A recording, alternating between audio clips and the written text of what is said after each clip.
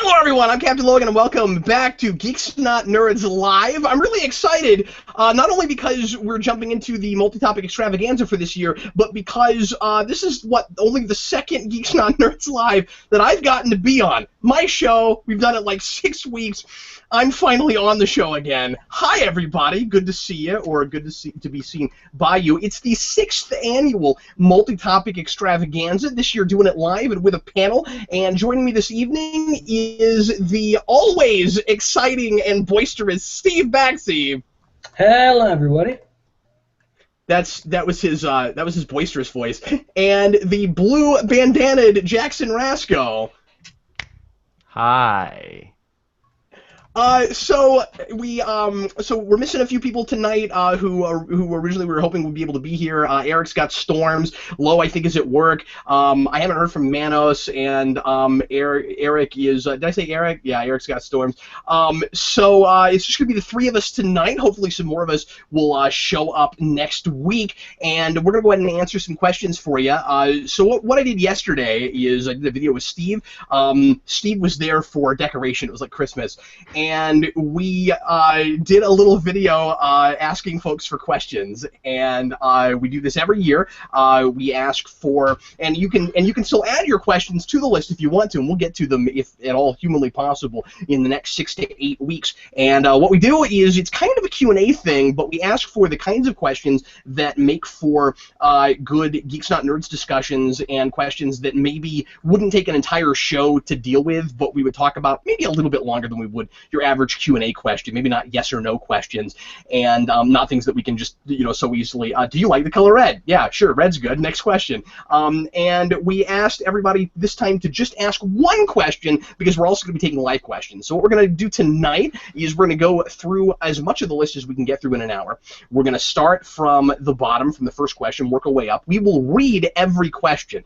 If folks ask questions that are not things that anybody here has anything to say about, or are questions that are deliberately irritating or something, you will hear the question, and then we will laugh snidely and move along. So feel free to ask any sort of question you want to, but that doesn't necessarily mean that you will get an intelligent response. We will give you an intelligent response for as many of these as humanly possible. We're gonna we're gonna answer 3 questions, and then we're gonna go on to a live question, and Rasco will be reading those throughout the show. If we get duplicates, sorry to everybody that asked the question ahead of time and who should have gotten their name attached to that question, but just remember, life is rarely fair. Let's go ahead and jump right into it now, shall we? Got a lot of folks watching live. Thanks for being here. Good to have everybody. And we're going to get started right away with from Joel Davis, who asks, do you think we'll see a decline of interest in superhero films, especially after Marvel's Phase 3,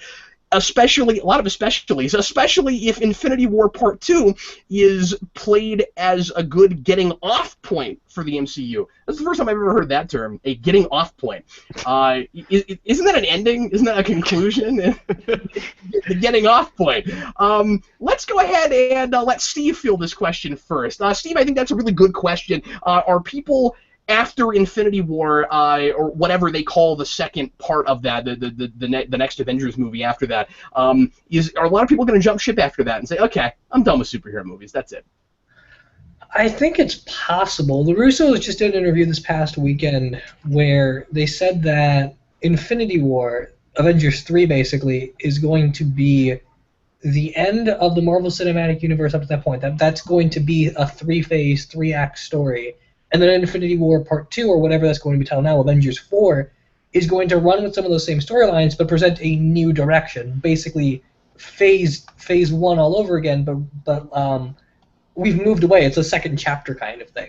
So if that is the case, and there is like a definitive ending, and maybe some of these actors don't come back, or maybe if they stop making Captain America movies in favor of different characters and such, I think it's entirely possible the comic book movies lose some viewership, but it wouldn't be from fatigue, which is good. It would be from the fact that a chapter was open and closed, and that's okay. I think the Marvel Cinematic Universe in particular has a very specifically defined social era, and the idea that they're going to go from 2008 to 2018 or 19 and have like that 10-year span to tell one story and try and keep it as self-contained within that 10-year span as possible is really cool. It'd be really hard to say, though, because depending on the ending of that movie, it might be one of those cases of now you have to see part 2, even though it's not really part 2 anymore. Yeah, I think he was meaning the end of part 2, where, like, as you said, that's the end of an era, and then are people going to feel the need to even keep going after that? Rascal, what do you think? Do you agree with Steve, or do you have a different take on it? I honestly don't think that. I don't think that after we're done with Phase 3, I don't think that's going to signal any sort of decline in viewership of superhero films. I think that at some point, superhero films might fall out of popularity, but I don't think it will be because the studio's like, all right, we're wrapping up our story. I think that it will become less profitable before studios will have like a pathway planned out for their franchise to end. I think that you're more likely just to get to a place in like some odd amount of years where they're like, okay, we're kind of done making these movies so frequently now. But I don't think it will have necessarily anything to do with the end of Phase 3.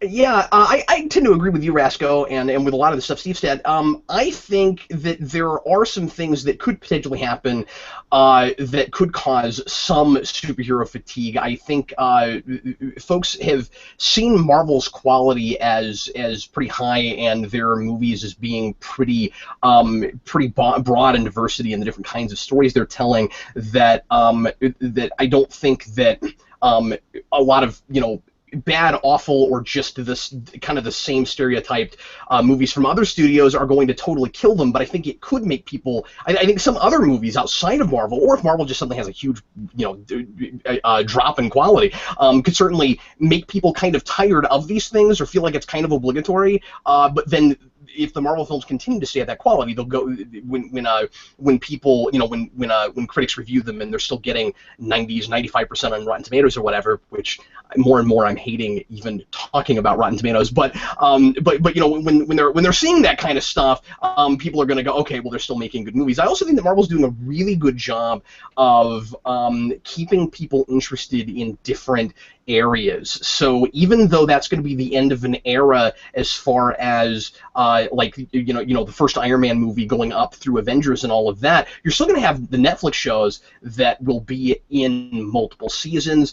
You'll still have the starts of franchises that began before that if that first movie is really successful, you'll want to see more of them. So you'll have Black Panther, but if people really like that movie, you'll naturally get a Black Panther 2 that happens after all of that. So their strategy has been really good. I would be really surprised if there wasn't a lot of attention already on that, if they were already thinking about that really hard. If I were Kevin Feige, that would be one of the main things, that would be one of the main things on my mind right now, would be how do we keep people interested after the big giant 64+ character movie that we're kind of ending that era with.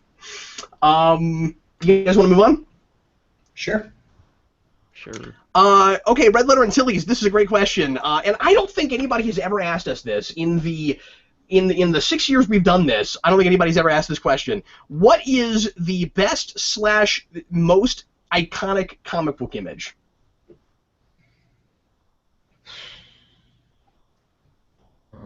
It's hard not to just go down a list, right? Like the first thing that comes to my mind is Spider-Man No More, and I feel like that's kind of on par with a bunch of others. Like cover of, like, if there is a definitive answer, it's maybe cover of Action 1. Probably. What do you think, Steve? It's really tough. A lot of times it's like based on what character I've been engrossed in for the longest period of time or whatever. I think for me, I'm just trying to find the exact issue number so I don't say this incorrectly. I think for me, it's ultimately going to be the cover of Detective Comics. Where is this? It's going to be the cover of Detective Comics number 32? Is it 32? What is that? It's basically... Oh, sorry, it's 31. Okay, Detective Comics 31. It's basically the Mad Monk story, the original one, where there's a big castle and Batman's in the background foreboding over it, and he's got his classic Golden Age costume. it's homaged all over the place. Yeah, and that's where my mind went, was what are the images that are most homaged, and like a lot of it is those really early Stanley Marvel stuff, and then that was not a grammatically good sentence, and then some of the major Golden Age stuff, like I said, with Superman. Rasco, do you have another one? Maybe is it like Amazing Spider-Man issue like 121? Is that the death of Gwen? Is that the death of Gwen Stacy? Yeah, that's a I big think one. so. Yeah, Absolutely. That's one for me at least. I feel like you could point to 5 or 10 different Spider-Man ones. Yeah. And from that era, because then, you know, like modern era kind of has them too, where we keep going back and homaging things constantly, and even Spider-Man has that. I think another one that comes to mind for me is there's an Iron Man issue where Tony Stark, during the Dennis O'Neil run, has become an alcoholic bum living on the street, and there is there is an issue where he's just laying in the ground. It's raining. There's a big building behind him. He's just like sitting there. You can't even see his face. He's just so down, and that's always been burned in my brain. I think that Justice League cover with Starro and the whole Justice League, that gets homaged a lot too. Okay, here's a third question, and then we'll go to the audience, to the live audience. Matt Master 34, ignoring all copyright laws, which is just kind of a thing I like to do anyway, if at all humanly possible. No, I'm kidding. Ignoring all copyright laws, what would happen if I want every question to start with that phrase. What would happen if on January 1st, 2017, Superman went into the public domain? And just to help with the answer, the version of Superman everyone could use is an alien from some planet who gains some superpowers from the sun. Rasco, how about you feel this first? What would happen? Wait, can you reread that again? I'm confused. Yeah, what would happen if suddenly Superman was in the public domain? I don't know. I feel like not a whole lot would change for some weird reason. Like, I don't know. It's such an unprecedented thing. Like, to see what happens if two Superman like live action franchises like battled it out. Like, what would happen? Like, I don't know. It's unpredictable. An undiscovered country. I mean, I feel like obviously people would take the opportunity to use it. You'd probably see a whole lot of different takes on that, and like the first thing that would happen is you would just see a lot of companies making merchandise of that character. Like everybody would try to make money with that because they could. What do you think, Steve? So Ian and I did a Geeky Gentleman just a couple weeks ago on the very notion of public domain and what would happen specifically to Superman if he entered public domain. I'll just say what I said there, which is basically that initially I don't think much would happen. I think because of the way the public consciousness associates Superman with DC and Warner Brothers, you wouldn't get a big eruption of people making Superman stuff because as far as the general public's concerned, Superman belongs to a company still, and you would just be marketing for them. I think 10, 15 years later, maybe even maybe 50 years down the line, you'd get the Sherlock Holmes thing of like, you see lots of productions through Superman through various lenses. The difficulty ultimately would still be that regardless of how far away you try to strip Superman into its own concept, he's already been for 75 years stuck inside a particular universe's context, that it would be very hard for people outside of that context to write Superman stories that everyone's going to want to embrace. It'd be really difficult to get the masses on board with Superman that is not in the DC universe. I think you're absolutely right when it comes to stories, but I think that Superman is so much of an icon and an idea as much as or more than he is a character that I still think that a whole lot of companies would start using that image. I agree with you. I just think that already from a perception standpoint, it wouldn't be as impactful as we'd want it to be initially. It would take time. Yeah, maybe. Yeah. Most certainly. It would be interesting to see if anybody that made a Superman thing that wasn't connected to DC was successful with it. Yeah, that's a good point. and what exactly that would be. I think you'd see a whole lot of kind of Elseworld stories. But also, if public domain, as he's saying, with his concept of this, was only simply, okay, his name is Superman, and he came from an alien planet, and he has superpowers, and you don't even get Clark Kent and stuff, I think a lot of people wouldn't even bother. Like if more of the, supporting cast and background of that character and stuff came with it, then more people would attempt it. But otherwise, it's kind of the same thing as it is right now, with just kind of homaging or parroting or doing a doing kind of a commentary on the character with some other character, except you can call it Superman now. It's like Supreme or something. Mark Millar would have a ball if he could use the name Superman. Yeah. Rasco, give us a live question, sir. All right. This is from Green Arrow. Question. This is from Green Arrow. Is there any movies that you watched recently where it still holds up that you haven't watched in a long time? For me, last night I watched Fugitive with Harrison Ford, and it was still great. Yeah, I had one just the other day, actually.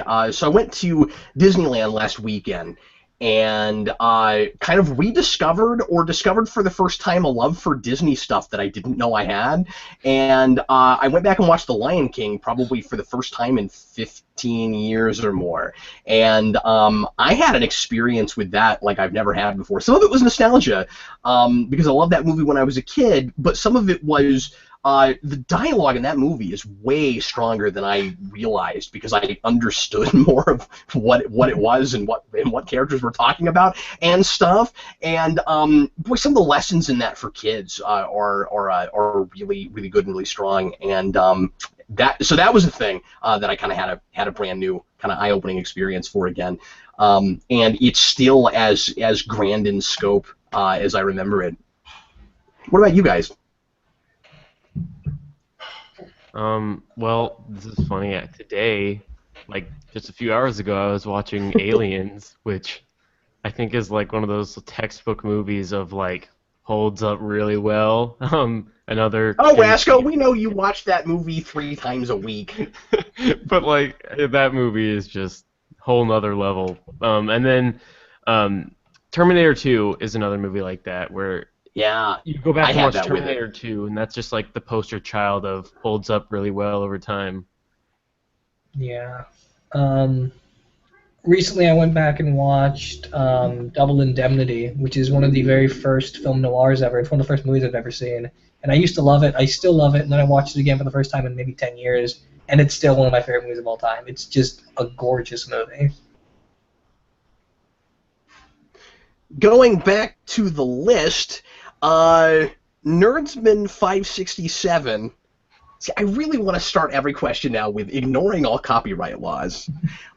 What's the weirdest television series you've ever seen that's no longer airing that you wish was still on TV? Boy, that's a little loopy. So weird, not on, wish still was on. What? So it... Like, that's a lot of caveats, right? So we're looking for shows that we find weird but loved. And this way, I don't mean to make fun of you, sir. This is a little convoluted. I'm gonna go with Pushing Daisies. That is a weird show that didn't get a long enough run. Sorry, what, Steve? I miss Pushing Daisies. That was a good show. Okay, so that's my answer. Yay! I got out of that unscathed. I don't think I have an answer to this. This is why we do them blind. It's so much fun to catch you guys off guard. As I'm pretending like I never get caught off guard. I really miss... I don't remember if anyone remembers this show. I guess it was fun for me because I had toys from it, and it was in New Jersey, and I lived in New Jersey, so I miss Megas XLR. That show was canceled, but that was the weirdest, most hilarious thing ever, and I wish I could watch more of it. I would love to know what percentage of the audience knows what you're talking about. Megas XLR! It's so awesome. It's a giant robot from an alien world that gets transported to Jersey and gets retrofitted with a muscle car for a head. It's awesome. Is it an anime? No, it's an American cartoon. Oh, it's so funny. When did it air? early 2000s, late 90s. I'm not sure off the top of my head. Wow. It was so good. It even has one of the most catchy theme songs. It's great. Okay, go Rasco. Oh, well, you know what? Here's one. There used to be this show. Aliens 2, the series. No, there used to be a show on the CW that was pretty decent, and it was called Arrow, and there's another show called Arrow on right now, but it's a different show entirely. It can't be the same show. Yeah, Steve is wearing a T-shirt from that previous incarnation. Yeah.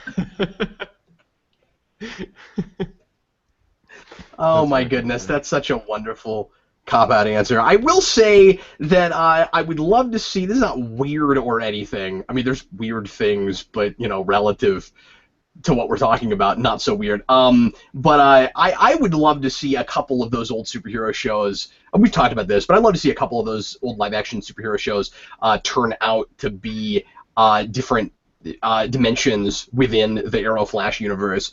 Yeah, I really want that to happen with live-action Flash and Smallville, but I'd like to see the ladies from Birds of Prey come back, and I would be one of 5 people that would be elated to see that happen. But that would be really cool. There's also no reason that couldn't necessarily be in the Smallville universe, so you could just have them show up in the Smallville episode. Let's go now to Connor Nielsen's question. Hi, Connor. And I think Connor might be with us live tonight. Connor says, what would you like to see more of in long-form storytelling? I'd really like to see more responses to real-world situations rather than cheap pop culture references. In long-form storytelling, you said? Yeah. I mean, I feel like that happens in all kinds of storytelling right now. Like, I'm not sure why we're singling that out in long form. As far as just like being inundated with pop culture references, that does seem to be a crutch a lot. Absolutely. And you know, it's a thing that can be fun, but I think it's really overused. Like when we were doing that in Joss Whedon stuff in the late '90s, it felt like a novelty, and like nobody else was doing that. You know, you have like Whedonisms and stuff. Everything's Whedonisms now. Yeah. I think just going with considering TV and going with the way we make TV now, if we did something with long-form storytelling, I'd love to see something like Frasier, where like Frasier has a cast of like 5 or 6 characters, and over the course of 10 years, if you go back and watch that show, every time you watch it, if you only pick one character to think about, then you get to see a really interesting, well-developed emotional journey for that one character. And so that whole show had great beginning, middle, and ends for arcs for every one of its characters. So if you had long-form storytelling, I'd love to see something come out again and do something where every character was always focused, and over the course of 10 years, you could isolate singular characters within a much bigger piece. Instead of just having one central character and everyone else serving them constantly. So you mean that each of them serves as a protagonist, even if they don't feel that way from the beginning, and that each of them has maybe not, but as an overarching piece, everyone's the protagonist of their own story, and it works better as a whole piece as opposed to individual episodes.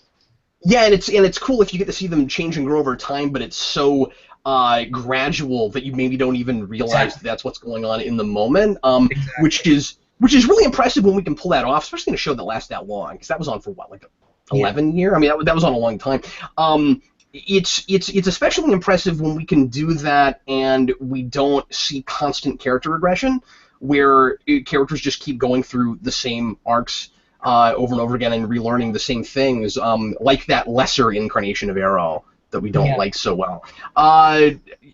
Rascal, what do you think you'd like to see more in long-form storytelling that you're not seeing right now? I have something that I don't want to see. We lost Steve. Hopefully he's able to come back. Oh no. But here's just something that I always see in a lot of different television shows. This has happened in like The Office. This happens in Parks and Rec. This happens in Orange is the New Black. I'm currently watching Orange is the New Black, so that's why it's like a fresh example in my mind. Around like the 3rd or 4th season of a show, they always bring in some like big corporate element that's like this like overlord of like the characters that you've been watching. So like you'll get like some sort of like higher up in whatever, like, so if it's like The Office, somebody higher up in the company comes down and he's like shaking everything up in the third season, like, oh, everything was all fine, and now this new like guy that's like a high ranking person in the company is here, and like it happens in like Orange is the New Black. They get like this other company buys their prison, and then like all these like new guards that are like super serious macho people come in. I don't want to see that anymore. Like it's just like, it happens in so many shows where like third or fourth season, some big like new entity arises in the show and like loiters over everyone, and it's just horrible. Loiters over. They just stand around, and it feels like the cops should show up and take them away, but they're actually the big bad, so we need them there. There are a lot of things like that, Rasco, that aren't bad ideas in principle and are things that, really can create a wonderful dramatic situation and things that can resonate with people because it happens in real life. When we've all had this experience, I think, at least, those of us that have been around long enough to have multiple jobs, where you work in a place for a while and you really like it, but then management changes over and now it's no fun anymore. But I think you're responding to that in the way that you and I, a lot of us have been responding to a lot of things lately, where it just is part of a formula and we keep seeing it over and over again. Like, I obviously don't mind and have seen a lot of wonderful master manipulation plots and superhero stuff, and villains who want to destroy the world to make it, to start it over again, but we keep asking to not have those anymore because it's become a crutch and because it's gimmicky and we're tired of it and it's the same thing over and over again. And then you get something like the first season of Daredevil that comes in and does a thing like that again, but it doesn't feel like the one you've seen over and over again, so you don't mind it. So like Rasco, I hesitate saying let's not have those anymore. When we do them, make them fresh and make it, and if we're only doing it because we can't think of anything else, let's at least do our best to dupe the audience into thinking we had an inspired idea. You know what I mean? Or not even dupe the audience. Just approach it in a fresh new way. And usually when we do that, it's because we really wanted to do that, not because it's just the thing we do. But you're right, that one shows up all the time. My big one right now is I want to have a sense that a show is gonna have an ending. That a long form storytelling show that's not real episodic knows where it's going and has a plan, or if it's being written as it goes along, it's doing that in a really smart way, and it knows that it's trying to be a complete piece as opposed to going on ad nauseum and in order to keep bolstering ratings. And I want to see more of the Babylon 5 approach or the Breaking Bad approach, where we have a sense of when it's going to end, and we tell you what season it's going to be done at. Yeah, I like that as well. That's something that is in Orange is the New Black. You kind of get like a time period that like you're like, oh, it's probably going to end around this time. So I like that. And I also don't think we need a big bad every time. True. Well, hopefully Steve comes back soon. Let's go now to Cody Man's question. And he says, superhero and comic romances seem to be hot topics lately. What romance is your favorite, and what makes you love said romance? That's a good question. Romances in superhero things. I'm really glad that Rebirth has brought back some of the old DC romances and allowed people to stay together. Again, that's nice and fun. What is your favorite, Rascal? Favorite romance might have to be probably just because it was always the one that I like was constantly involved in like my childhood growing up, because Spider-Man was really big when I was growing up. So it'd probably have to be Peter Parker and Mary Jane. I don't know. That's just the one that I always, as a kid, went back to just because of how large Spider-Man was when I was little. Yeah, that one's really up there for me too, and for the same reason. I can tell you my least favorite. Spawn and Wanda. Wanda! I mean, that could have been cool, but he's really selfish, and I don't think that's real love, ever. It's yeah, I think it's a tie for me, and obviously these are obvious ones, but between that one, Mary Jane and Peter Parker, and Lois Lane and Clark Kent. Hard to get away from that one for me too. I'm trying to think of more really cool off the beaten path ones. I know a lot of people like some of the Flash romances, but I'm just not a big enough Flash fan to have an opinion on those. Yeah, neither am I. I also really do like Tony Stark and Pepper Potts. I also really do like that relationship. That would probably be like my second from Marvel. I hope Steve didn't get eaten by the Sharknado. I'm not seeing anything from him anywhere. So, what's that? I wish we could have seen the shark come in through the window if that had happened. yeah, but then you would feel bad for being entertained, right? Like, they're like, well, that was cool, and oh, wait a minute, we're not doing a blind commentary for Sharknado 4. We're watching our good friend and colleague Steve being eaten by sharks spinning around in a whirlwind. This is really happening. Oh my god. My favorite romance is Steve Baxi and the Sharknado. Rasco, give us a live question. Okay, our live question this time is from Johnny Torch. If you could go back and make another film in a finished franchise, The Dark Knight, Raimi or Webb, Spider-Man, etc., which would you choose and why? Okay, you cut out there for me for a second. In what kind of franchise? Say that again. If you could go back and make another film in a finished franchise, which would you choose and why? Oh, okay, so we're basically playing a game of Eric and Matt's Let's Do It Again. So are you going to say Alien again, or do you have other things? It's tough because like the ones that I would do it in kind of are getting new movies. Like Alien. So Aliens, that's always one of them. But that's like on a weird limbo stage. But I can't say that's a finished franchise because they're still making like the prequels. So I don't know if that counts. Yeah, I mean, when you say Sam Raimi Spider-Man. Yeah, and I was going to say Amazing Spider-Man because as much as people didn't like 2, and I liked it more than a lot of people did, that's this unfortunate unfinished thing where they were setting up a bunch of stuff for Sinister Six. And even if we get a Sinister Six movie, it is kind of a crying shame that we didn't get to see the end of that. Because with Sam Raimi Spider-Man, it at least has some sense of finality to it.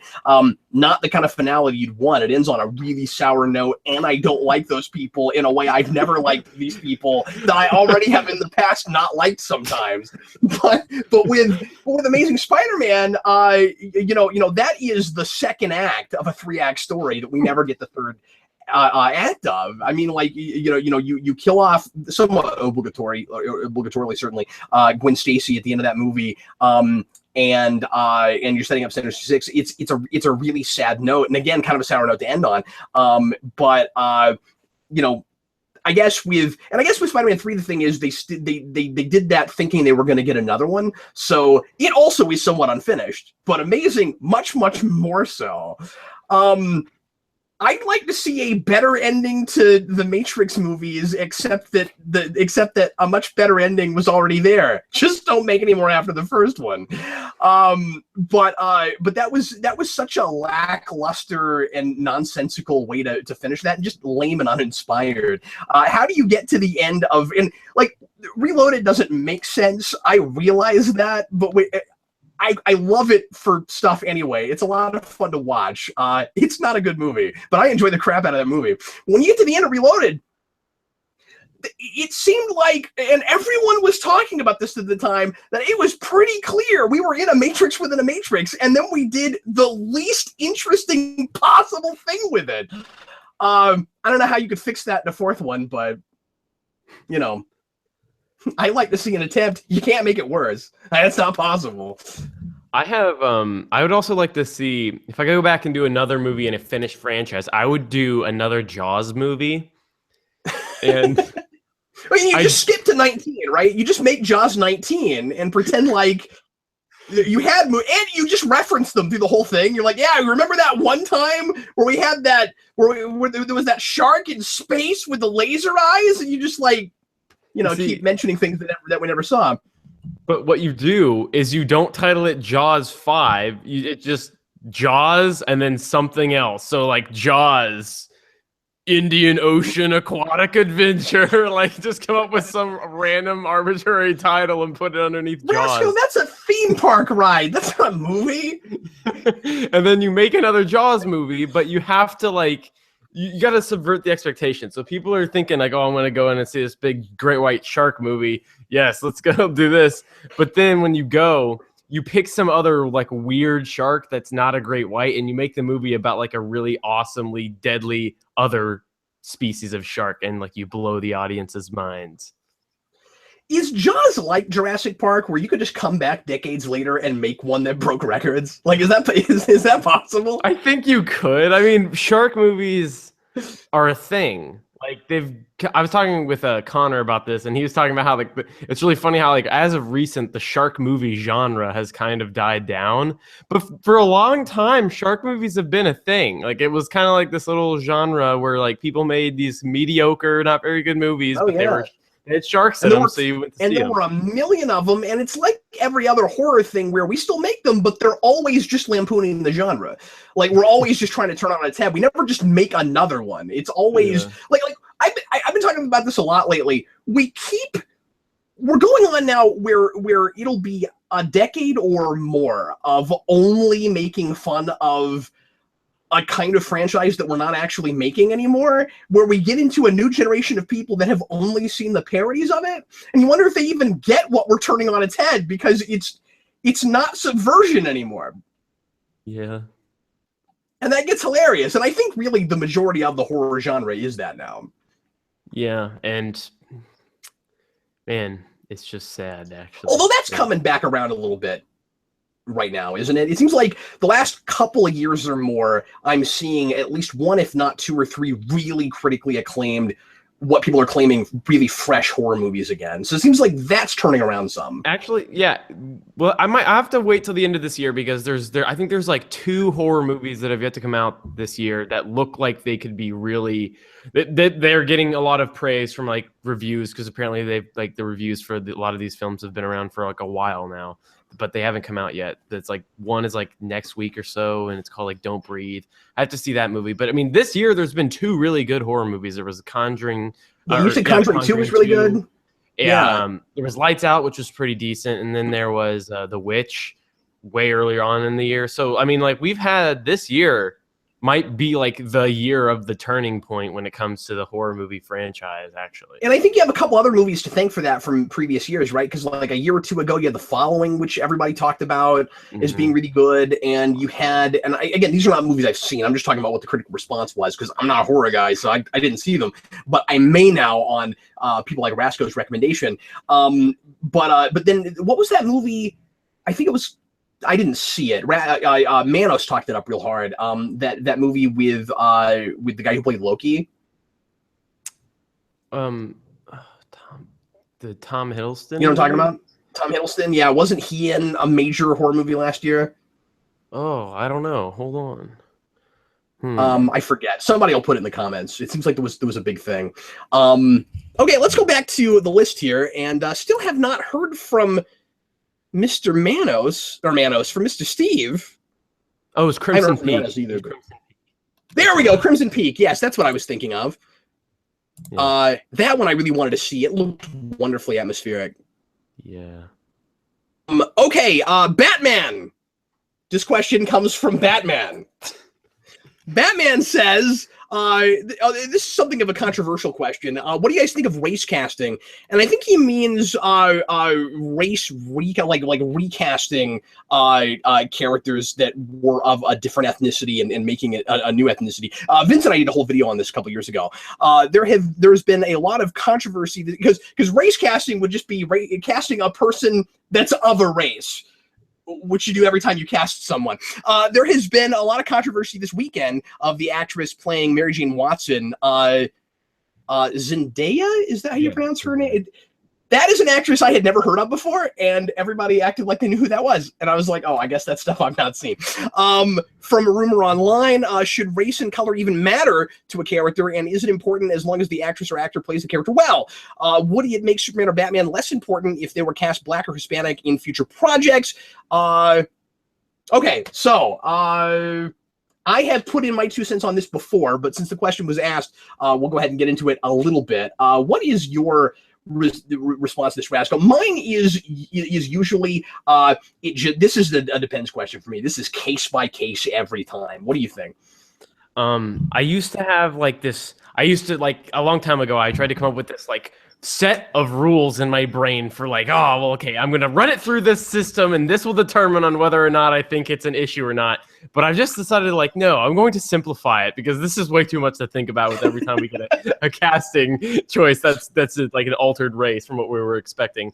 Honestly, I think that at the end of the day, I don't care as long as that was the best person they could have picked for the job. So, like, an example would be Michael B. Jordan, I thought was a great pick for Johnny Storm. That movie was terrible, but he was a great pick, I thought, for Johnny Storm. And if you had lined up a bunch of actors in a room that all, like, you know, like maybe looked the part of Johnny Storm, at the end of the day, I still loved that choice of Michael B. Jordan being Johnny Storm, because, you know, the way a character looks, that's only a little bit of what you're looking for, because you're trying to find someone to embody the role of the character. There are going to be attributes that matter more in the performance that might not necessarily be there in the looks, but at the end of the day, if that person is the best choice for the role, then I'm totally up for it. It doesn't really bother me at all. Yeah, I think so. I completely agree with that. There have been obviously a lot of counterintuitive acting or you know, choices before that I've always tried to be open-minded about, where I'm like, you know, the big early example, it's weird to say early, but it is, for me, of course, was Daredevil. You know, it was Kingpin in Daredevil back in the Daredevil movie in 2003, and I loved him. I thought it was fantastic, and it didn't feel like. Here's the big check for me. The big check for me is, are you changing it, or are you casting somebody of a totally different ethnicity because that's the right person for the role, or because you want to put like, look how progressive we are in people's faces. Like, if it's in my face and that's your whole shtick, it becomes a gimmick just like anything else. And usually those kinds of movies just aren't good anyway. We're using that again as a crutch and as a thing to get butts in seats, and you're not really telling a great story anyway. I can't think of really any examples, Rasco, where I have disliked a change in race in the, you know, casting for really good movies, and I've liked it in movies that weren't good. Just like what you're saying. But with Michael B. Jordan, that wasn't in your face. That was just a choice they made. Seems like that was the right person for the role. An interesting example of this is oh, here comes Steve. Just as we're getting into an interesting question. Hi, Steve. Hey, there's a storm here, so, you know, signals. I thought that's probably what it was. Well, we're glad that you're still alive. Now, Rasco was bummed that he didn't get to see the Sharknado eat you, and I think you should reevaluate your friendship with Rasco. I mean, he almost got my arm. Almost. So, do you have both your arms? Can I see both your hands? Make sure that they're both okay. All right, cool. Yeah. But an interesting example here. Oh, by the way, I don't mean to say that other questions we had earlier were not interesting. This is just a thing that I want to see Steve weigh in on. Everything's been very interesting tonight. But I wanted to mention Pete Ross in Smallville, because I saw an interview with the guy who plays him once, where he said that, and this was just a couple of years ago. He says my agent came to me and told me that I should try out for this role. And he said he looked at the part and he goes, that guy's Caucasian. I clearly am not. I can't try out for this part. And the guy said, and his agent said, well, they're seeing everybody, so go try out anyway.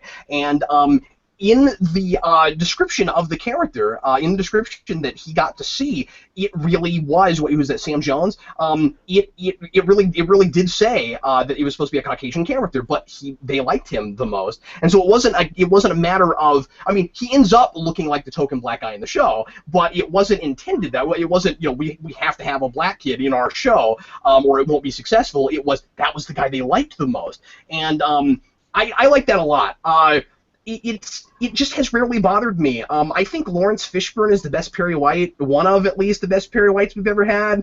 I thought he was a great choice. That was another case where I didn't feel like they were like forcing diversity down your throat. It was just that was the best guy for the role. So it's just casting agents being open-minded, and I like that. What do you think about this, Steve? What was the question? The question was simply, how do you feel about, just guess what the question is, Steve, and then talk about it. No, it was, what do you think about race recasting of when we take somebody from the comics and we make them some other ethnicity? I think that's in pretty much every case perfectly fine, and I've never been bothered by it. We've got the rumors circulating. That's what the question was okay, talking about. Yeah, about the one playing Mary Jane Watson. Mary Jane Watson as a character was never dependent on being white. There has never been an issue with her being anything, so I don't understand why that's a controversy. I think it's perfectly fine to mix up races when you're casting. Part of the thing with this is that when you have a dominance of white characters in fiction in general, and then you allow them to change into different races for different adaptations, you're not doing something that limits their creativity, you're doing something that enhances it. If you do something where Batman turns into a black man as opposed to a white man, there is now a new section of that character with new ideas and new themes and new territories and new history to tackle. There's nothing that happened. I agree with that. Race casting never limits a character's potential. It always enhances it, and I've never had a problem with it. If you want to cast someone that's good for the part, great. If you want to cast someone intentionally because you want to mix up races, that's fine too. It's all a matter of how well you write the character and how well that diversity is handled maturely and respectfully to everyone involved.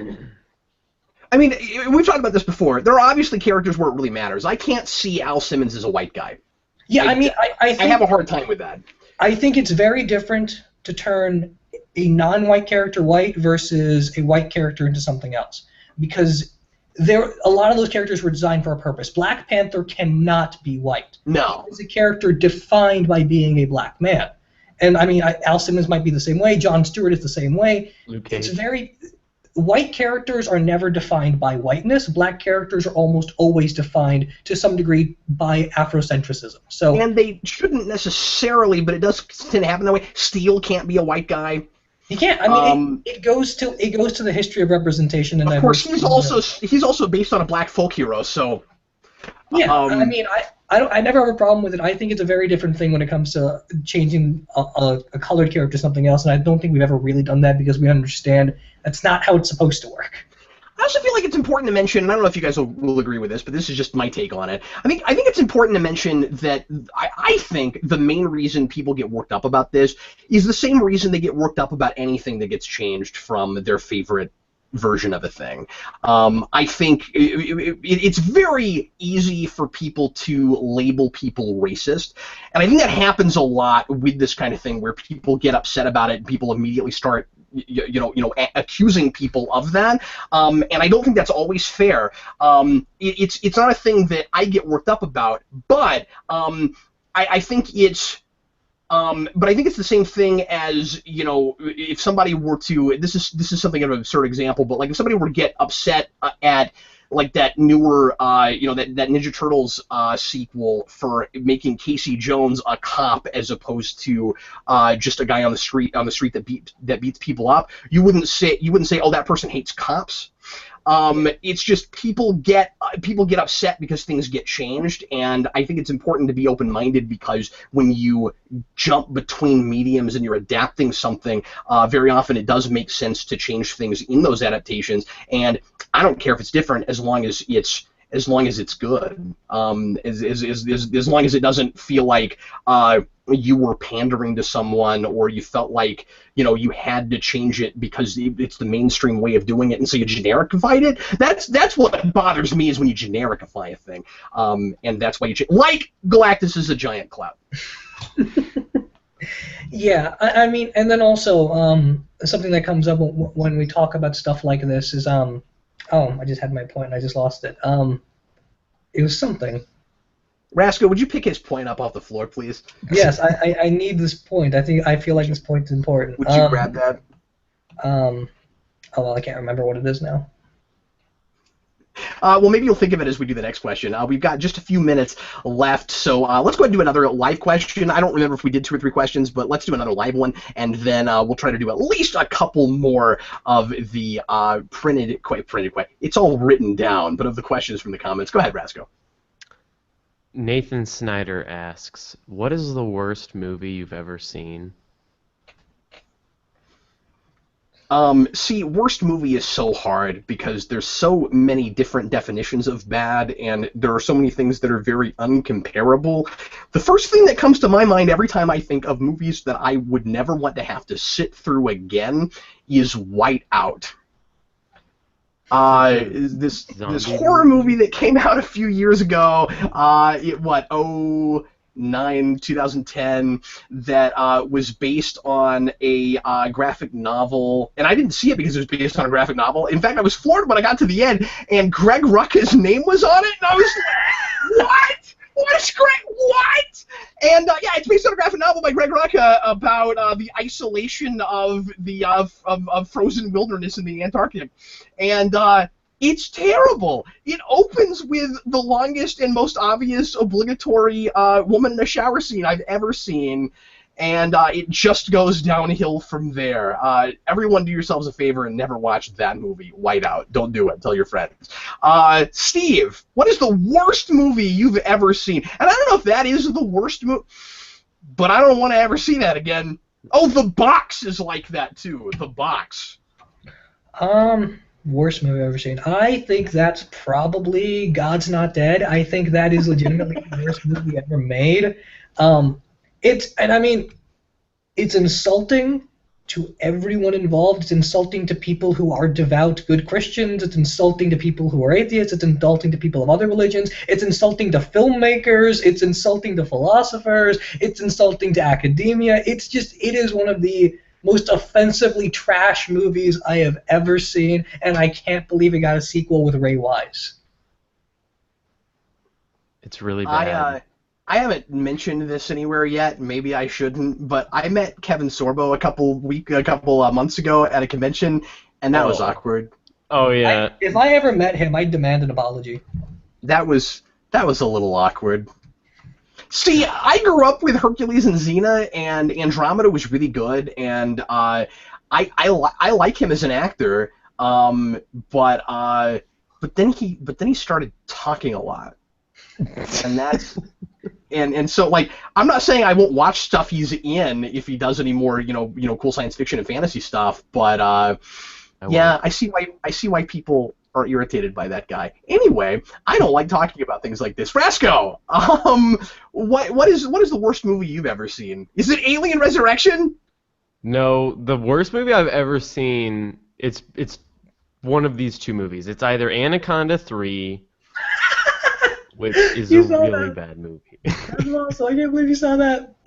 Anaconda 3 or Alien vs. Predator Requiem, because the thing about Alien Oh yeah, I versus forgot Predator, there were the AVP movies. Of course, that's what you'd go to. Yeah. Rasco, your review of that movie is one of my favorite reviews of all time. Thank you. Oh god, I worked so hard on that review. It's a hard movie to watch and understand. I love that review. When you did this analogy where you're like, it's like somebody wrote it in the dark. And then you just put yourself in a dark room. Anyway, it was hilarious. Everyone should watch that. Anyway, I'm sorry, Rasco, you were talking. But yeah, that's maybe the worst movie that I've ever seen because it's so just like incredibly unprofessional. It's so dark you can't see anything. I just don't understand how you make a movie like that where you literally can't see any. Like, people talk about, like, oh, I can't see anything, the shaky cam, like, people talk about that. No, you don't even know what not being able to see something is until you watch AVPR. It is so dark, you can't see anything. Oh, that movie's bad. I can't believe a movie called Alien vs. Predator Requiem turned out to be so boring. Like, it's Alien versus Predator, and there will be a Requiem, but no, it's boring. Yeah, terrible. It's like there should be a label at the bottom of every action scene like that says something about it just wanting you to understand what it's like to watch a movie being a blind person. Oh man, those You movies. just want everybody who's not blind to understand what that's like. And then blind people walk out of the movie and they're like, I don't know what people are talking about. It's like every other movie I've ever not seen.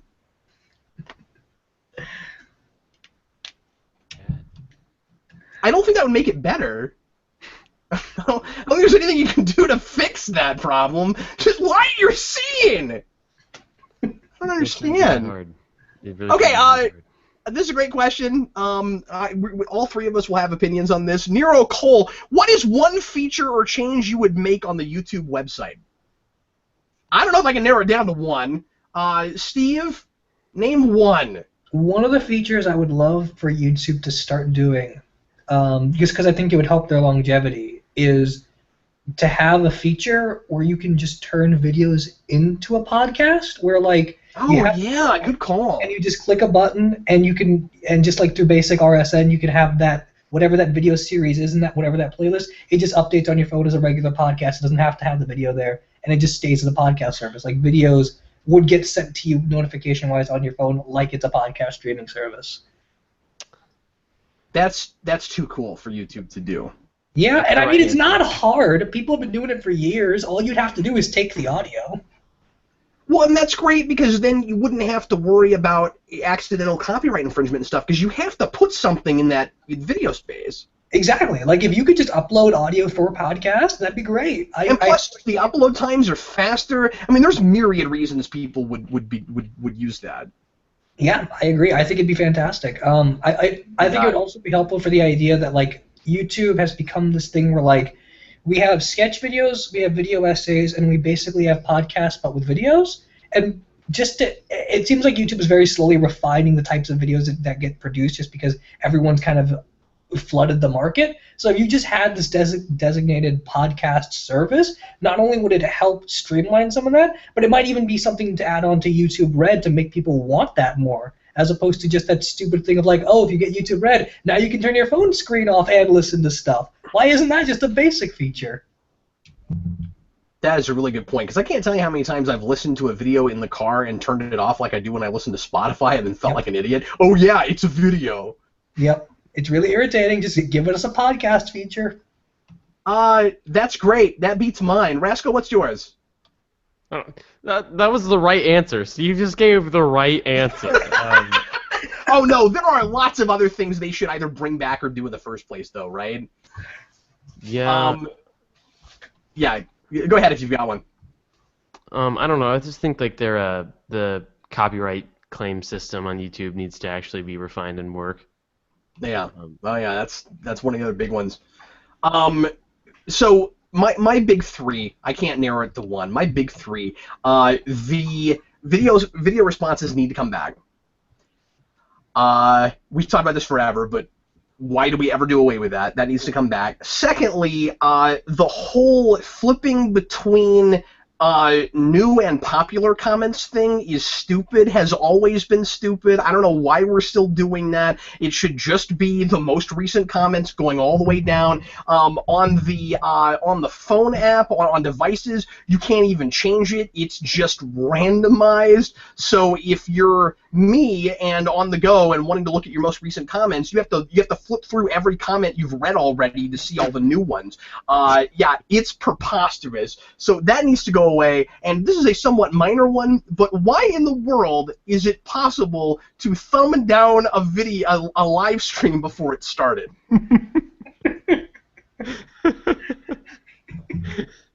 I don't like this! You haven't even seen the content yet! How do you know? It's just giving off a bad vibe. They can just like the vibe. If it's funnier that YouTube YouTube allows that, or that people use it?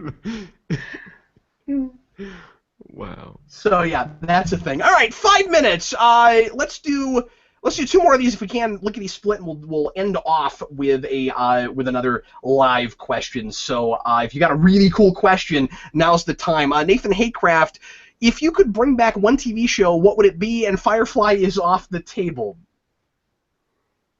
Once again, it's hard not to say Pushing Daisies for me. That's kind of a big one.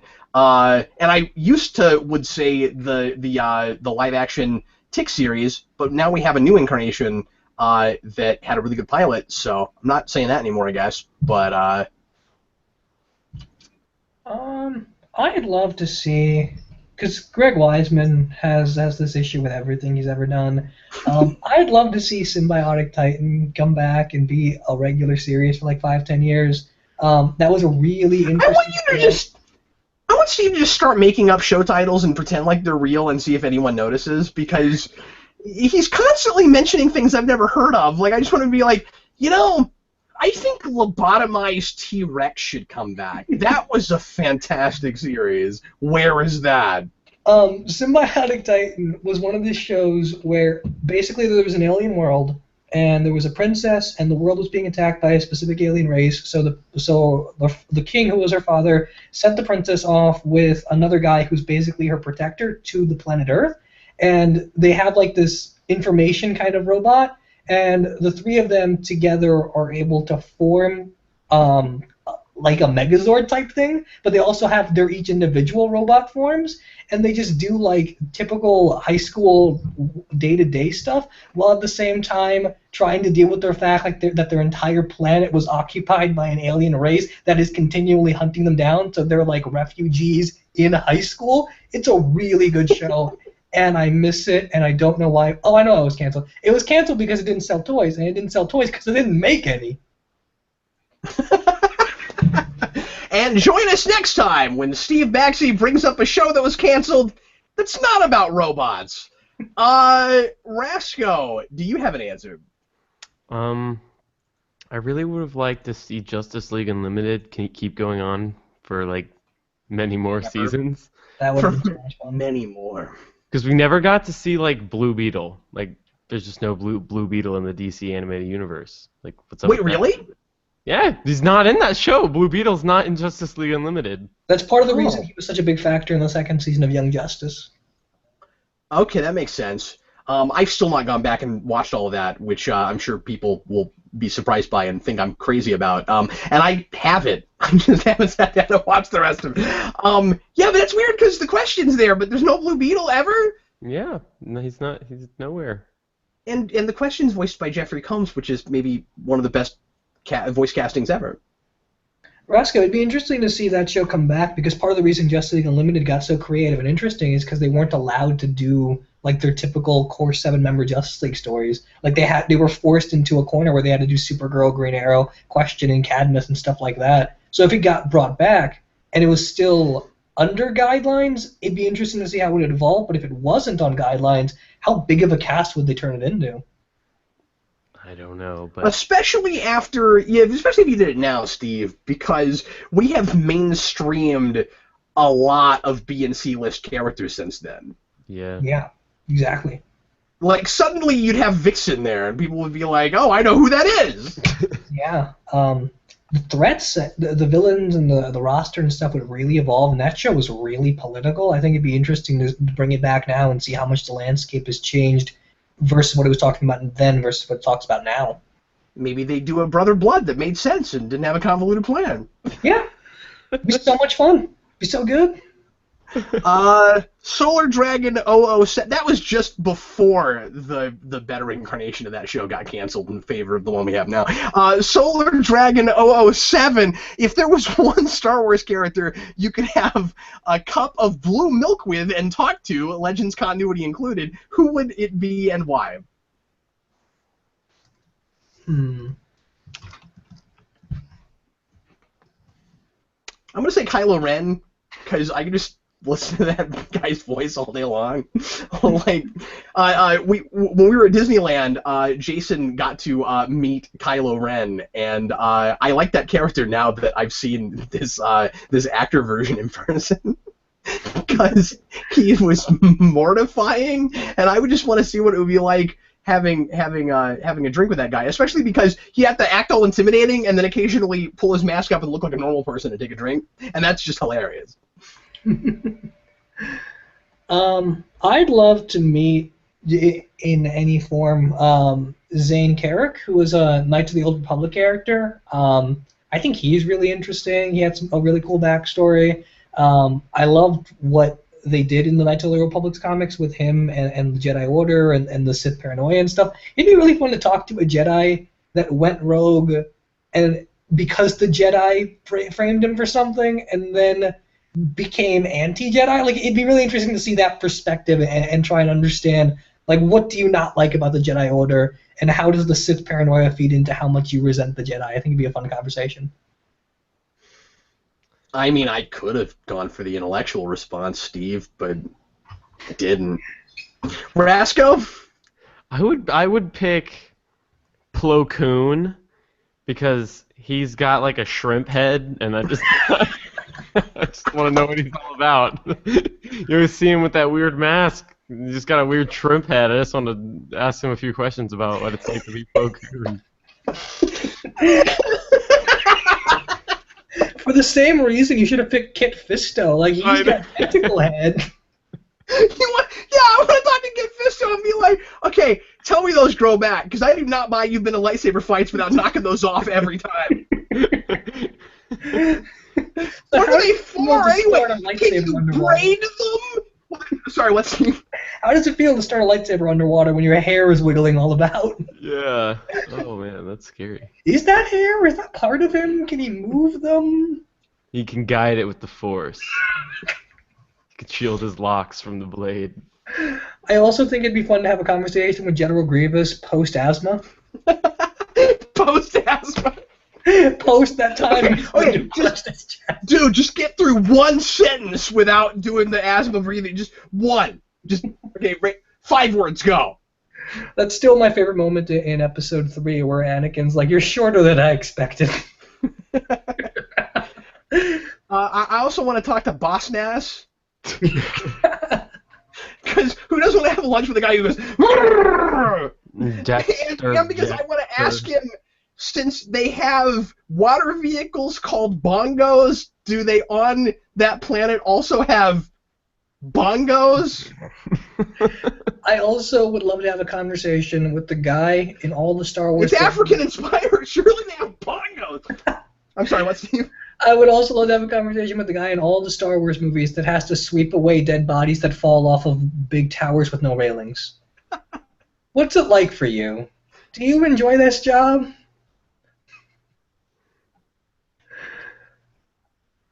Have to be a lot of letters that are sent to prominent public governments just begging them to start putting up railings and telling them that not everything has to be built for dramatic effect, and who do you think is watching us anyway?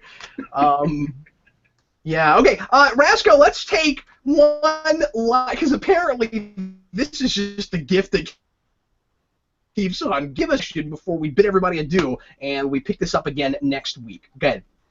All right, this is from Bear in OKC. What villain do you think could carry their own movies or show? Ooh, good one. That'd be interesting. A villain. See, I really want to tackle the show one because that's fascinating. Just the idea of, I mean, besides Lucifer, because that's kind of sort of already a thing.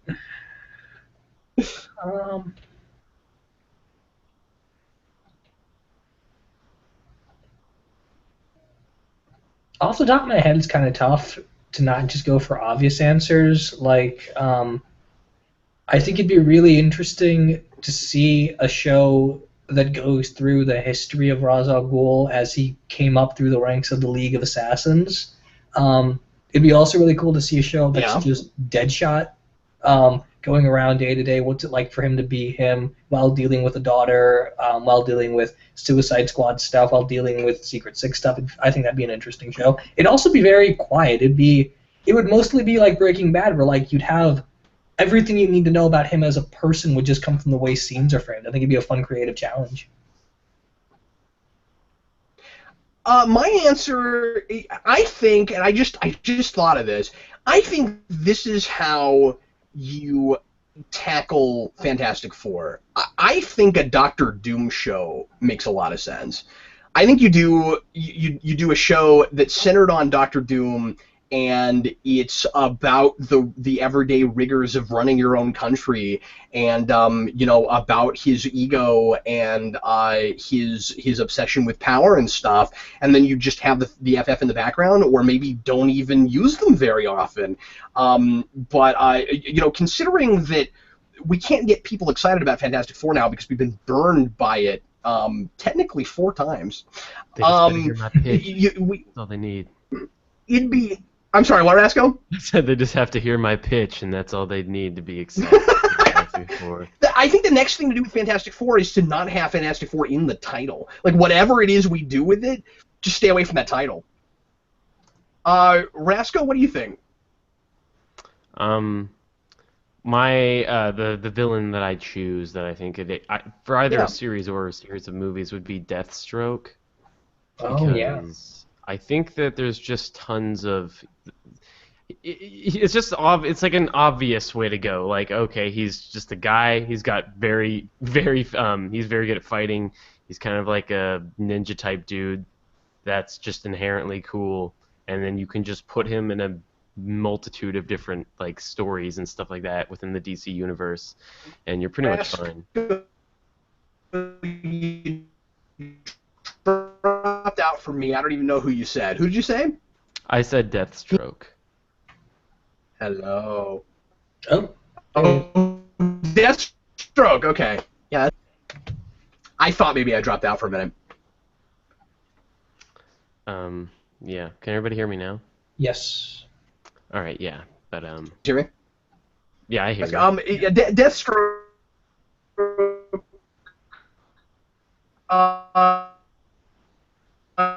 Just appeared Lego DC Jack story where he and Bruce Wayne, I think Steve will like it. He and Bruce Wayne, 2 people in their class, so they have this. It names him Stroke Death because his mask gives him. He keeps going, no, it's Deathstroke, and she keeps calling him Stroke Death. And anyway, I thought that was pretty funny. Your video and audio is cutting out really bad, but I got the gist of what you were saying. Oh, good, awesome. Well, it sounds like this is a really good. Everybody, thanks as always for watching. Sure, with more multi-topic extravaganza. Feel free to leave more questions in our question gallery under the announcement video, and I'll put a link to that in the description of this video because I think I failed to do that earlier. Thanks a lot for your live questions. Also, all the questions tonight were really fun and insightful and interesting, and we enjoyed being challenged by them. So look forward to more question answering next week. I am Captain Logan, and this was Steve Baxey. Good night, everybody. And the amazing Jackson Rasco. Bye-bye. And once again, I was Captain Logan saying good night. Good night.